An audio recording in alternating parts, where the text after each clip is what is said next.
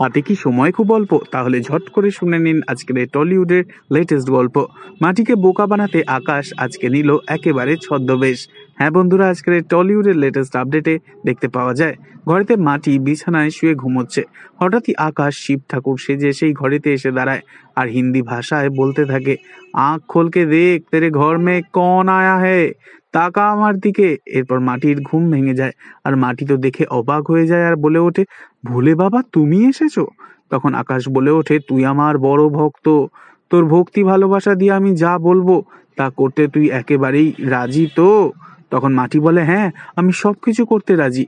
এই বলেই মাটি বিছানা থেকে নেমে শিব ঠাকুরের পায়ে হাত দিয়ে প্রণাম করার জন্য মাটিতে শুয়ে পড়ে।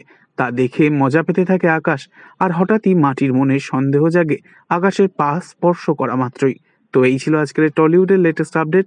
নেক্সট আপডেটের জন্য সাবস্ক্রাইব করতে ভুলবেন না যেন। ধন্যবাদ।